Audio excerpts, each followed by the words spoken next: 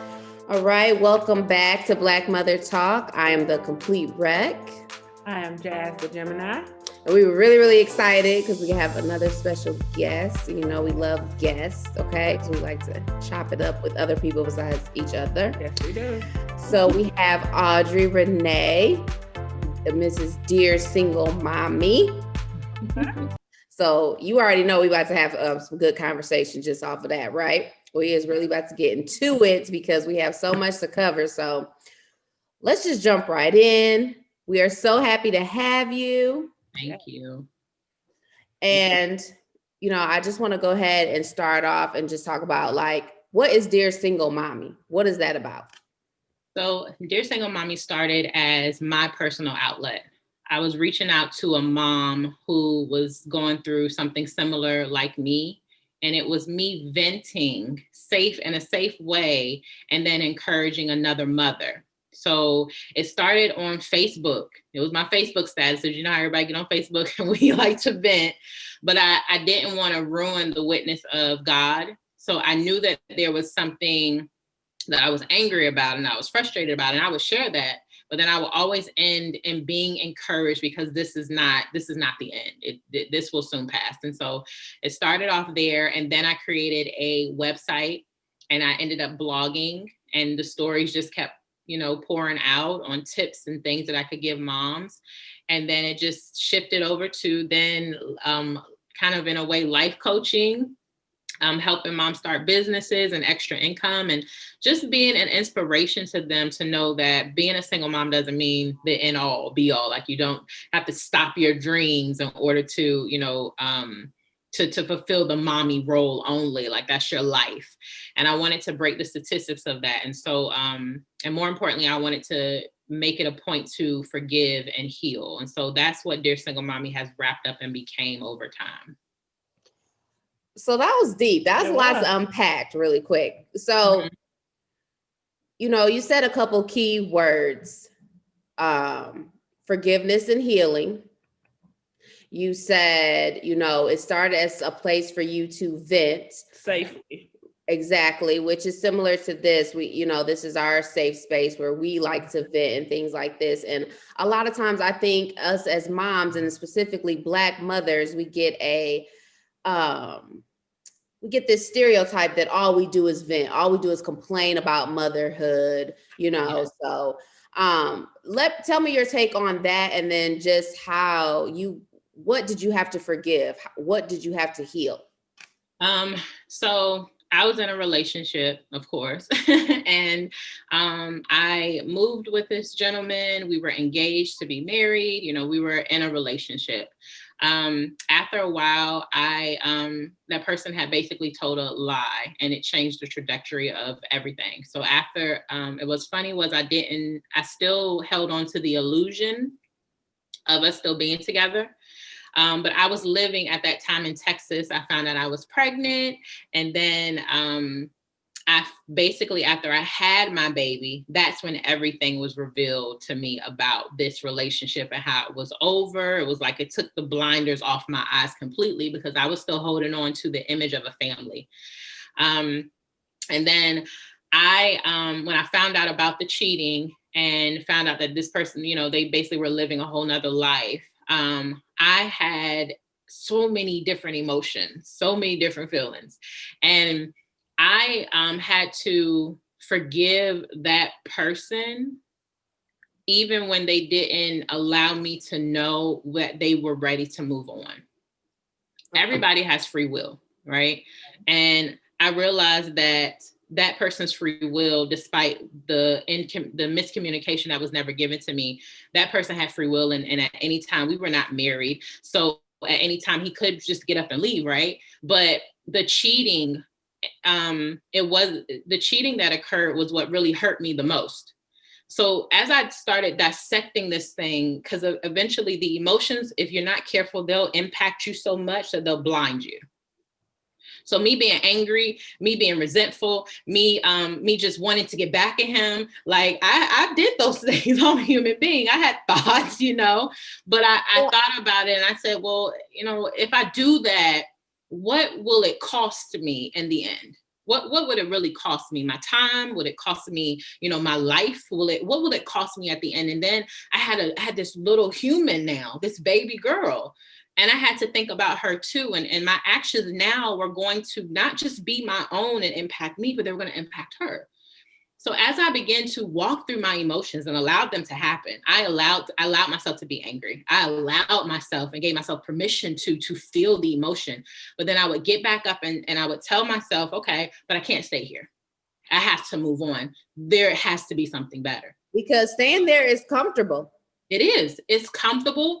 And people also stay there because in a way you start to, you get people feeling sorry for you. Yeah. In your situation. And you want that comfort from people. And then you have those friends that fuel the fire. Mm-hmm. I'm very careful with my selection of friends because if you're hurting and I'm hurting, how are we about to grow from this? Where are we about to go with this? And I always find that some people, when you have friendships that are fueling the fire and not helping you see the bigger picture, you find yourself doing something that you never wanted to do anyway, but because of the flock that you have, the people that you hang around, you find yourself doing things that you probably wouldn't have done if you weren't if they weren't fueling the fire for you, because their anger is now like, it's just two people who are angry and eventually something's going to happen. So I made a decision to forgive the person's actions. And get this right, when you start really unpacking some things, I didn't really love him. I didn't really want to be with him. Wow. And when I had the baby. Let me ask you real quick, because were there signs prior to? Oh, yeah. And, since you really weren't in love with him, do you kind of blame yourself? I don't blame myself for the whole situation. There was still a fault of him cheating and lying, period. Okay. But I will say that I forced myself to be in this relationship. And I never really asked myself, do you want to be here, or are you comfortable? Or what is he giving you that makes you come back? I never really asked myself, do you love him? Do you really want to be with him? Right. Or are you just, or because this is the first man that's giving me attention, this is the first man that's giving me something I never had, I don't want to lose him. So I'll learn how to love him. Okay, that's deep. But then seeing all of his hurt, when you're in a relationship, there's always signs there of someone who's been hurt and broken. Yeah. But I thought, well, I'm in your life now. I'm your savior. I can heal you. I can be the woman that you need. And so I don't blame the whole situation on me, but I will say that, and when I look back, there are some decisions that I could have made differently. There are some things that I could have done differently. I would be lying to sit here and say it was just him. Okay. Because a lot of times women, we may not go out and cheat. We may not go out and do the stuff, but a lot of times we withhold true feelings or we withhold things. And in a sense, you're just as, not saying you're just as bad as them, because, but in a sense, if you want to really take it there, I'm just as at fault because I stayed along for the ride and never really loving him in the way that he probably wanted me to love him. And kind of in a sense, I won't say faking it, but trying to force myself to get married and saying yes to the ring and all of that. And I really didn't. When I look back, I was like, no, I didn't love him like I thought I did. What was I doing? What was that out of? And I think I was operating out of the emotion of loneliness. I was trying to get out of my parents' house. I was trying to be a woman. And I found that this man brought that opportunity for me. So it was never about a relationship. It was about my own motives of trying to be a woman. And he brought that for me. So let me ask you this, because you said parents. So did you grow up in a 2-parent household? Yes, I grew up in a 2-parent household. And that person, their relationship, I'm still in contact with, of course, his mother. But I grew up in a 2-parent household. I don't believe he did. He didn't grow up in a 2-parent household. So we definitely had different dynamics when it came to family and the households we grew up in. And he had tons of stories, about his lifestyle that I could have taken a lot more seriously, because I think that if I would have saw some things in those stories, I could have told that there were some things that he was broken from. But I didn't. I just, I'm going along with the ride because what I wanted was what I desired, and what my motives were always in front of what was really going on in the picture. So I took those punches, I took those things because I went to California with him. They were military, you think about money and, opportunities. So it was like, I saw this as an opportunity, not really a relationship. And then too, just from you saying you grew up in a 2-parent household, you also said something else that was really key to me. You said that he was the first man to give you some attention. Yeah. So did you have an estranged relationship with your father, or why was he the first man to give you some attention? Why were you seeking that? I grew up in a household where my father didn't affirm me. Okay. He had his own way of showing love, which was when I needed gas money, I got it. When I wanted something, I got it, but there was no affirmation. I used to go, and when my dad didn't like my hair, I used to make it a point to go get my hair done the way he would like it so that I could get the words of, yeah, I like that. Yeah. Just to look, and because I had to do something to get it, it was like when this guy came along and I didn't have to do anything. Wow. It was like, oh, you give me compliments and I don't have to have my hair a certain way. You like my natural hair, Girl, you better preach up in here. I mean, it's that feeling. Yeah. So when he affirmed me, it was like, oh, you're the one.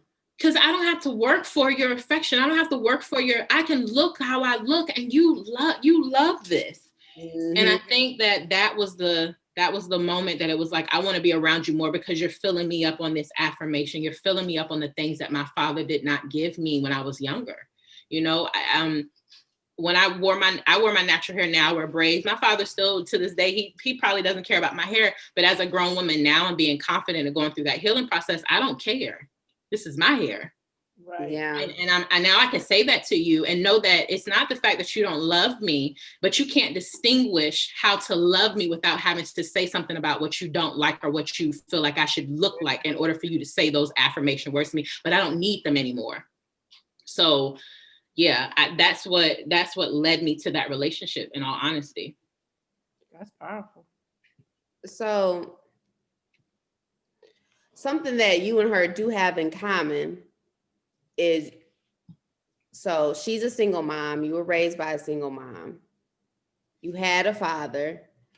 He wasn't as fully present in your life, but you end up with a husband, a life partner. Because just Audrey's talking about things that she missed out on and kind of what led her to where she ended up with her situation with the father of her child. What would you say led you? I don't know, because my journey was a little different and difficult. So like for me, I knew exactly what I didn't want. Not so much what I did want. And then when I got it, I realized what I got was what I wanted. But all I ever knew in life was what I didn't want. So I knew the things that I lacked from my father, I didn't want my kids to lack in a father. Yeah. And I knew what my mother lacked in a relationship, I didn't want to lack. And for me, that led me to actually not want a relationship at all. But he snuck up on me. And like, a relationship actually could work. He snuck up in there like, surprise. Yeah. And like, but what's crazy about him is there are little quirks that he has that are my dad all over again. But it's not. Because you intentionally seeked someone that was nothing like your father, but in turn, you got some similarities. Yeah, and I know like as women, they say that's what we do subconsciously, seek out our father. But this stuff, I never could have thought I would find, like nobody looks for that. Like some of the similarities would be that they're both like avid gamers, and what's crazy about that is their favorite game is the same. Right. They've never even met each other for real. Like and my dad passed away. But like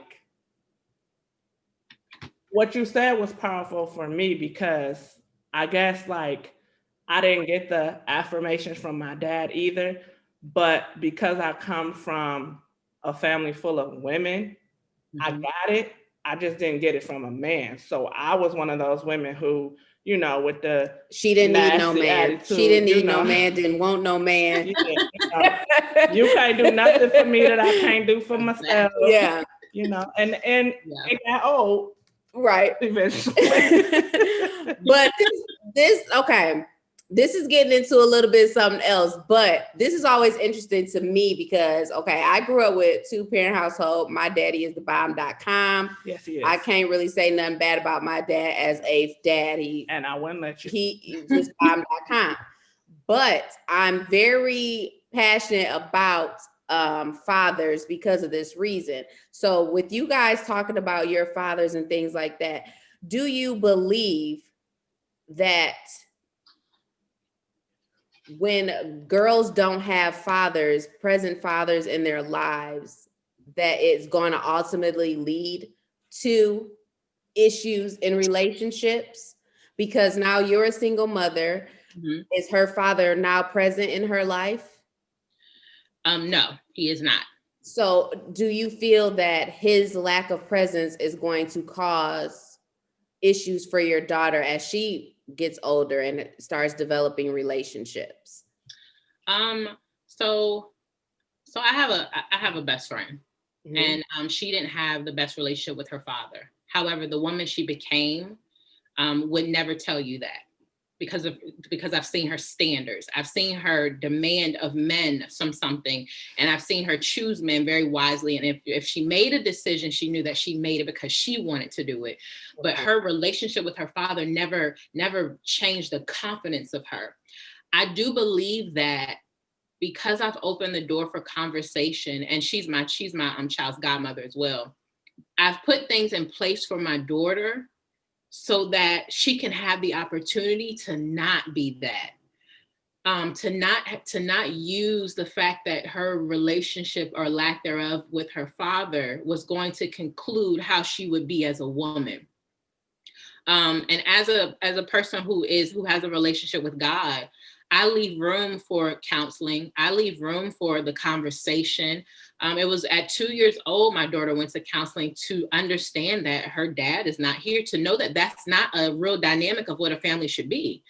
And so I'm preparing her and trying to train her with ammunition to know that she does not have to walk down that journey.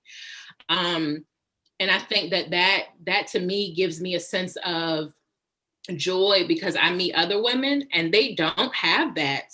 They're very great women. They might have went through a rough patch or a rough season in their life, but the lack of a parent in their life, we could talk about dads, we're talking about dads right now, did not create a woman who would go downhill. And so I have hope that my daughter and the things that I've talked to her about will give her the encouragement to let her know that, number one, because I already shut it down. Number one, we're not going to use the excuse of your father not being in your life for your behavior.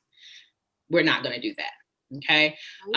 It is okay to have an emotion about it. It is okay to have a conversation about it. It is even okay to tell me that I feel this way and I want to do this, but your father, he has no power over you in that manner. And you still have to keep hope that one day, if God intends, that you will probably meet him, and that you will show him the example of forgiveness, and that you will show him the example of the things that I have instilled in you as a mother. And that's why it was so important, going back to forgiveness and healing.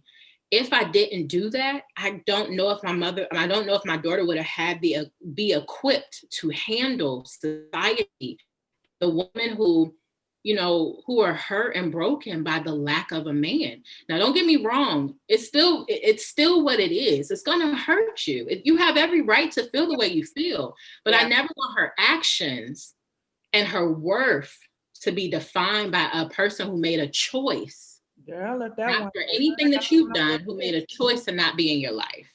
Absolutely. And I want to commend you, just like your shirt says curse breaker. Yeah.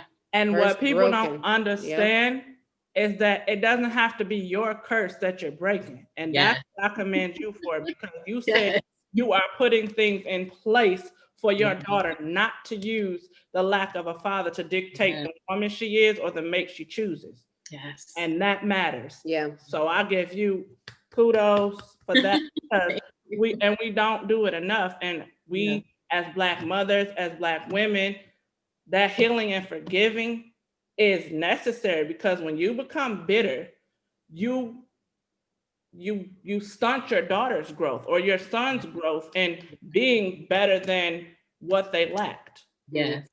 And it also is like, you know, when you're bitter and you're hateful and you don't forgive, you speak ill on the person. So when that time does come that they can encounter them, they have all their parents' emotions in them instead of how they truly feel. And then they don't get to fix that relationship before it's too late.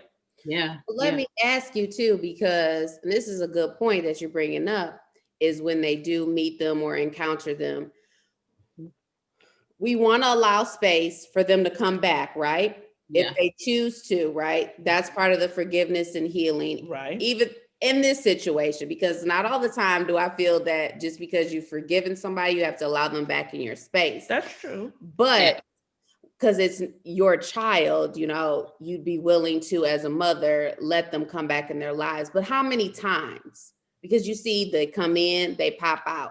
What would be your advice to another single mom who's saying, you know what, I keep letting him back in, he keep leaving back out. I'm about to close this door for the final time because I don't like that instability for my child. Yes, I've done that.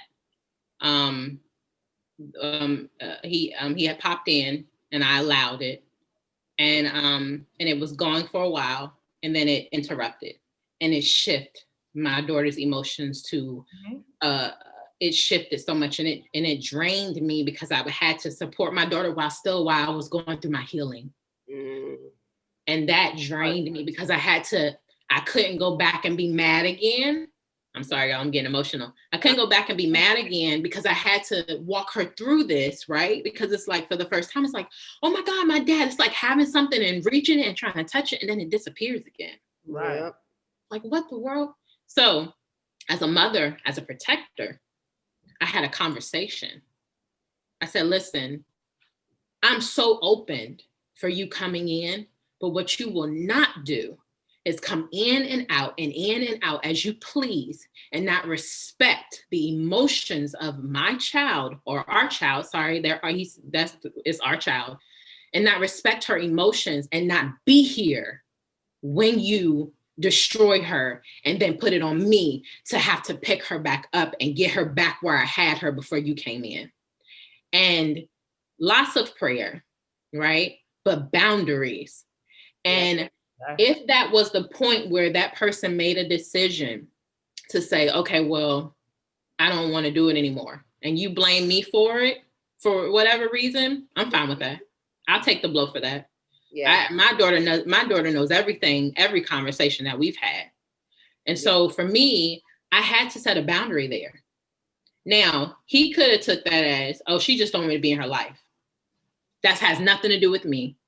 Right. Because if I have a door open for you, if I tell you that you can come, you can get her, you can set it up, and I've never turned you down from it, that's you, not me. So I don't take anything personal because I know my heart and I know my motive. But my daughter does too. Yeah, but I had to protect her. I had to set a boundary. And sometimes you might have to step in there when you can't, when it gets to be where it's a sticky situation that cannot be solved with you, you're going to have to step in and get court and documentation done. Because then it becomes an issue where, and I always tell people this, be 2 steps ahead of the enemy. Be 2 steps ahead of the enemy. Okay. When I went for child support, I didn't go for child support first because my motive was never to take him through anything. I went for custody first. And the reason why I did it, and guess what? In my custody order, when the judge wanted to give a single Black mom full jurisdiction over her daughter, I told her, no, I want him to have on paper. I want it on paper. Yeah. That he knows and that she will know. If I leave, you have paperwork to say that, nope, he can still visit her. Mm-hmm. Yeah. He can still visit. I want it on paper. Yep. And that was important to me because I wanted my daughter to understand. I wanted the relationship, because I separated my relationship with him. Right. My relationship with him and his relationship with his daughter is two different things. Absolutely. We may have failed, but you didn't fail her. And I've always esteemed, her father, to allow him to know that I'm not taking her away from you. And anytime you feel that, it's because that's a guilt. Yep. And you're trying to place it somewhere and you're trying to put it on me. Mm-hmm. So I think it's important that we set boundaries. I think it's important that we have stuff on paper. I think it's important that we allow our children at a certain age to voice, hey, excuse me, you called me last week. I called you, you didn't call you. I want you to stand up for yourself. I want you to speak your heart. So I think our children should have every right, not in a disrespectful manner, but have every right to share their feelings about your in and out and how it's affecting them. Yeah. And so I really do think that there should be some things in place to have that conversation with that other person who's choosing to do that, because you're hurting someone. Yeah. And I'm having to hurt for my own daughter to go through that, because she doesn't deserve that. I didn't do anything for her to deserve that. And it's just, and you just I pray for him all the time. I always pray this prayer. I was like, God bless him, chase after him, love him. And when he comes back to her, she will minister to him and let him know that, oh, all is well over here. I was just waiting on God to fix you, and all is well over here. Okay. Right. So that's my prayer for her. Never to speak words on him. Never to say something bad about him, because I wouldn't want it to be done to me. And that's what I live in, and that brings me peace. And God has everything else in control. So right now, he's not here. And that's what makes you a bomb-ass single mom. Okay. Mm-hmm. He's not here. And so I'm grateful for that. I don't know if that was by choice or that was God protection, but either way, God has been answering my prayers. And so I'm grateful for the choice that he may have made. It actually, I would respect him for that. But like, if you made that choice, I respect you for it, because you knew that you weren't ready. Yeah. And the reality of it is being a Black mother and a Black single mother, yes, you're going to get a lot of judgment. Oh, yeah. There's going to be stereotype after stereotype thrown your way, thrown your child's way. So my question is, and we can kind of turn this into a little game. What stereotypes are you just ready to throw away?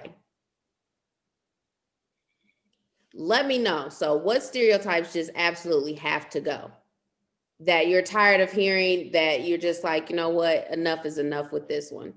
So I'll throw some out at you and you tell me, like, how do you respond to this stereotype? Okay. So all single mothers, y'all only care about a check. Y'all living off that child support check. It's not going to that child. Mm-hmm. What do you say to that? I say that, and we're gonna be real, right? There are some single mothers who are living off of that check. Yeah. Okay. And it makes it bad for the ones who are actually trying to take care of their household, who are living paycheck to paycheck and trying to be grateful for the $25 or the $100 that you may have given me. So I'm throwing that away. I want to throw that away because I want to say that partially, yeah, that's true. And we know some moms to have done it. Yeah. And so, but for me, I want to break it by making a choice I didn't chase after child support. Right. My mind about child support is, oh, that's extra money. Because it leaves and it comes and it goes and it's up and down. It might be, that's extra money. I focus on me. How am I? And if I get it, it's a blessing. How am I going to raise my daughter with what I have? Because I didn't want to become dependent on it. Yeah. I didn't. I just didn't want to become dependent on it. So I throw that. I don't. In a way, I'm like, I want to throw that away by showing my actions towards the thought that even when it stops, I don't come knocking on your door. I ain't calling nobody. I'm not even going to the courts. At this point, if it happens, it happens. If it doesn't, it doesn't. And that's just my logic on it. I know some moms think completely different because they're struggling. And it's like, I need it. So I, by all means, do what's necessary. But I'm not going to break my neck, spend money on attorneys, and go through all of the hassle. Right. For you to hold yourself accountable for taking care of your children. The blessing that I'm about to get. I'm okay. And I've been living that way ever since. And I've been blessed ever since because I don't chase a paycheck or child support, period.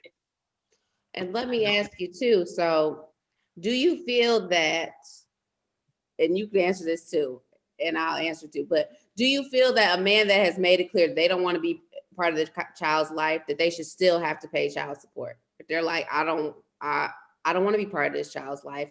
I didn't want this child. If they told you as soon as they got pregnant, as soon as you got pregnant, that they didn't want this child, and you decided to continue and you decided to have it, should they still have to pay child support? Well, for me, because a lot of men say no, and this is a big topic because they're like, look, we got to have some choice in the matter. I told you I didn't want this child, and you decided to go ahead and continue to have it, so that should be on you to cover. I mean, to me, that's a loaded question because number one, I feel like we should have had the conversation before we laid down to potentially make a baby. But is anybody really having them conversations? It don't matter if they are. Should we? Yes. Need to. But are people really having we need like, to, hold up, babe, before you put it in. But this is why I say that, because if you don't, once the child has been created, it's too late for that conversation. Because you can back out, but suppose abortion or adoption is not something I'm okay with. The child is in my stomach now. No, so they told you before you got pregnant, before they had sex with you, they didn't want no kids. Well, then now we need to both take the extra precautions to make sure one is not created. Because women who go ahead and create a baby with a man who already told you he didn't want no kids with you, now you're setting yourself up for failure and for struggle. Because if that man said, I don't want no kids, and you still poking holes in condoms or not taking your birth control. What if he said he didn't want no kids, but he didn't do nothing to prevent it? But should he still have to pay? We have control. Right, so, like she should be taking her birth. Exactly. Yeah, but like nothing's 100% effective. She got pregnant. He already said he didn't want no kids. Okay, cool. But a child was made. So do I think it's selfish for the woman to go ahead and have a kid and then put him on child support if he wanted nothing to do with the kid? Maybe, because he said he didn't want nothing to do with it. But that child has been brought here, and what do you do about that child's feelings? Damn the child support. What about the emotional support? Yeah, the physical presence. Yes. Yeah. So what do you think, Audrey? What do you think about that? I think if you lay down. Okay. That's all you have to say.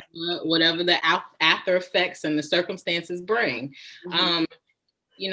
Who's signing a contract saying, hey, if you have a child after we finish, then I don't want nothing to do with that child. You got it on paper, then it ain't legally binded. So you have something to do with the child. Yeah. I just think that I think it's really and this is why we have to keep men accountable. I think it's very, and I say this word and not saying that I think it's a very ignorant comment to make before or after, knowing that any type of sexual intercourse could lead to a possibility of a baby. So if you're telling me you don't want a child, what you should be telling me is, I don't want to have sex with you because I don't want to risk the chance of having a child. That's what that's me. Because if I have a child, then you're going to be held accountable because you laid with me and you helped me have it. No matter what you said out of your mouth, you knew the possibility of what it was going to be. That's like somebody saying you jumping off a cliff with a possibility of possibly dying and trying to blame somebody for what happens. No, you can't. That doesn't work like that. And I think that a lot of times women, we have tolerated things and things that have been said, and we let things slide and we're okay with it. Well, he said he didn't want to have. Okay, then why did he lay down with you if he knew that the likelihood of a statistic of you having a child, even on the condom package, they might guarantee a certain coverage. You know what I'm saying? Right. Like, let's be real here. Okay. Them two heads need to have a conversation with each other. Yeah. No, that was interesting though, because a lot of men, that's a hot topic for men, and they feel like, no, I told you I didn't want no kids. So what am I only supposed to have sex? I always, sex isn't only for creating kids, No, but guess what? If that's your only motive, you just want to have sex, you don't want no kids. Guess what? Have a conversation, and there are plenty of women who can't have kids, who don't want kids, who have been fixed. Go have sex with them, and you run no risk. Yeah. Or go fix yourself. Yeah, that too. Yeah, if that's so important. Even better. Take accountability and fix your damn self. Yeah, we're gonna have a man on here to give their point of view about it, because they really do feel like they have no choice in the matter. Oh, but they do. God set that up, homie. But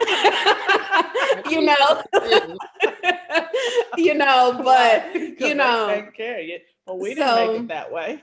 Yeah. I can see if a woman got inseminated, or if I'm saying that word correctly. Right. But that, you hold no responsibility to the father of that child, because you went to an actual bank and you got whatever child you got. Then you can't go run and track that man down. It's actually, you probably don't even know who he is. Right. But for a man to sit there and tell a woman, hey, by the way, I don't want no baby. So if you have one, you on your own. That is the most disrespectful thing to me as a woman. And it's also a question of a woman's worth. Okay. Yeah. To understand that if something does happen, I ain't gonna be there for you. Yeah. Right. That's crazy. So to me, that's a question that goes both ways. As a woman who hears that from a man and knows that, are you kind of in the wrong for continuing on? Yeah. Yeah. You know what I mean? Like, I think it's sad that a man should have to have that conversation, because we want what we want, and we don't want any strings attached to it. So I just think it's a disrespectful thing. And I just think some people just need to learn how to go back to self-control. And if you can't do that, then you have to take the blows at whatever comes with what you're choosing to want or do, or so, and that sometimes comes with a baby. So yeah, sorry. I have two other stereotypes that I have heard. I have a few single mommy friends. Mm-hmm. And one is that you tend to overcompensate for your child because they're lacking two parents. So like they're extra spoiled, or you do the most because you have to play, or you feel like you have to play mommy and daddy, or make up for the missing parent. Do you agree? That is me. That is me. I have caught myself overly showing love to my child, overly trying to, and then found myself drained because I'm only one person, especially in this pandemic. I'm a teacher in the morning time. And then I'm transitioning to be mommy, and it drains me because I was mommy really and teacher at the same time. and so it really pulls on me. And every now and then I always say this, I was like, man, I'm always praying for her dad, because, or whoever God chooses to do. I just wish I could tap somebody in so that I can rest. Because it's not my daughter's fault that we're in a pandemic. It's not my daughter's fault that she doesn't have the other parent here. So she's constantly like, mommy, mommy, mommy. And I have to set boundaries for her, because I tell her I'm overwhelmed. Amara, I love you, but I'm very overwhelmed. And I have definitely caught myself doing it. I always say I have a single best friend, and she always reminds me. She has to sometimes tap me on the shoulder and be like, you're doing too much. You're only one person. Yeah. And so that's helpful to me, because sometimes I don't know when I'm doing it. And then there are times I do know that I'm doing it. And so I have to explain to my daughter, like, this is a lot on mommy. I've had tears in front of my daughter. I said, this is a lot on mommy. We're doing schooling at home, and you need attention from your mommy, and I'm switching gears. It's a lot. So let's cry together. because I want you to understand that what you're going through, I validate, but mommy's going through it too. And I want to make sure you know that. So yeah, I do that a lot. And I think that as moms, we try our hardest not to when we have knowledge of it, but it's hard. It's still a struggle for me. What about the people who ignorantly blame the mother? In this case, there are single dads, but right now we're talking to a bomb-ass single mommy. So what about the people who blame the single mom? Like, you should have known better, or you chose to lay with him, or because you didn't have that marital contract, you knew going in, there was a possibility you would be single with this baby on your own. So I lived in a transitional home for a period of time. So after I found out about our situation not working and he had moved on and I needed to move on from that relationship, I found that I had to come back home and I had to face my parents and home people that knew me, and I came back with a baby and all that. It's funny because I think this is why it's important to be careful. Whenever I had emotions, I always stayed away from things that would project my emotions on somebody. And whenever I heard things that were said about me, even when I had to get a paternity test done, right? Because I felt like, oh, are we doing this now? Right. I kept my mouth closed because I found that when I was going through the healing process, I would also be tested on if I would go back to my anger or go back to, so when I was walking through this healing process and living in a transitional home, it taught me something about not just the surface problem that was occurring, but the inner problem that was occurring, that I cared about what other people thought. They weren't there. They don't know me, really. They don't know the other person, really. And so any comment that was said to me, I had to just take the blow. Right. Like, okay. And when I say take the blow, it didn't mean that correction didn't need to be made. It just meant that, are you worth my time right now? Is this going to be worth my discussion? Should I even waste my time discussing it with something to you that you don't know anything about? Yeah. And that's what made me make my decision.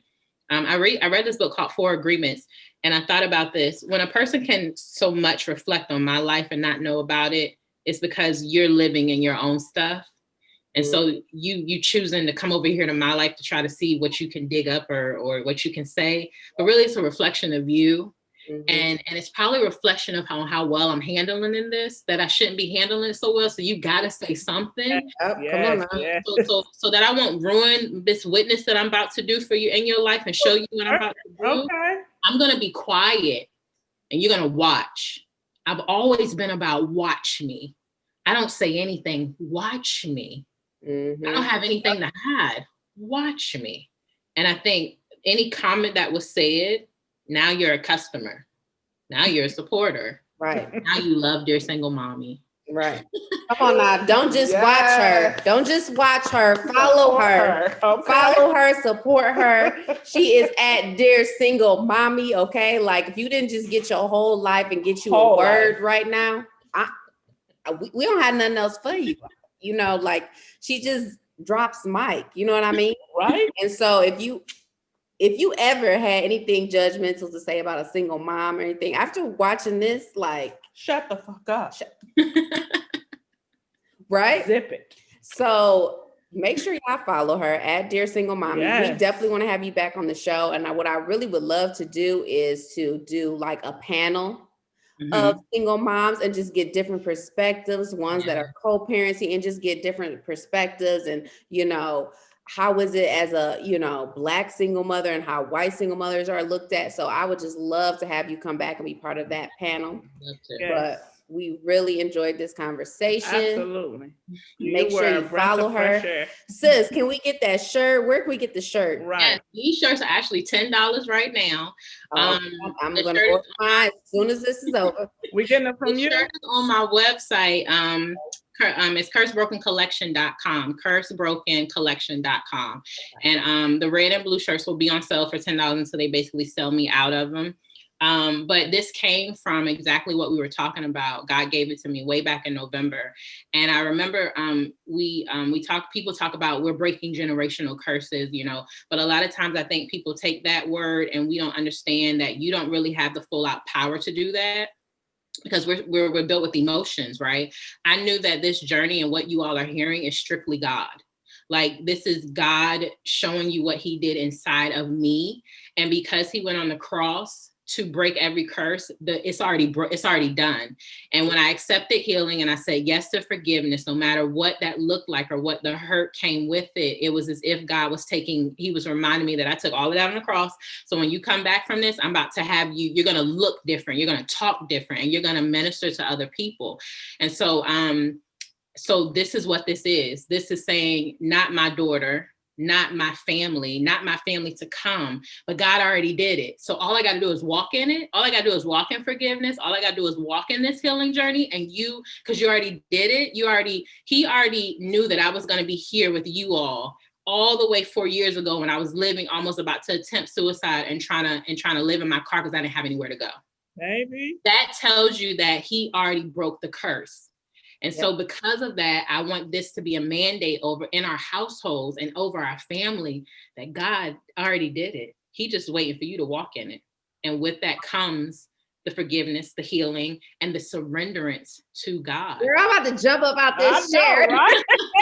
What you doing? Like, yes, like I'm just like, come on now. That's what's been keeping me.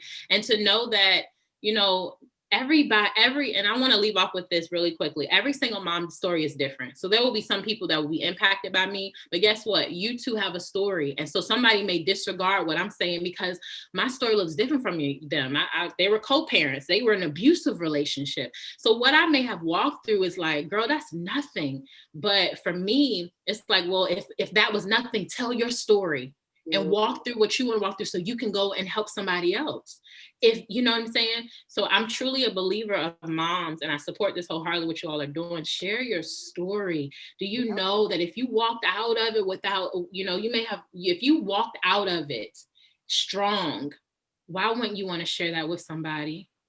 Why wouldn't you want to tell them they could do it? And that's my whole mission. I want to inspire moms to share their story so that they can save another single mom from the mentality and the statistics of being, especially a Black single mom, and being bitter and angry. So I love the platform that y'all are creating, and I love what you're doing. And I'm so honored to be up here, and honored to hear y'all's story. I've been watching y'all because I was like, I got to prepare for them and be myself with them. But I really love what you're doing. Because it's giving people a leeway to share their story and to talk about the hard conversations. Because come on, let's be real. This journey ain't no joke. You gotta talk about the anger, and you gotta talk about frustration. Every now and then you gotta say a couple of cuss words. I had a whole Janae Aiko album with my emotions going up and down, honey. Trying not to go set a house on fire.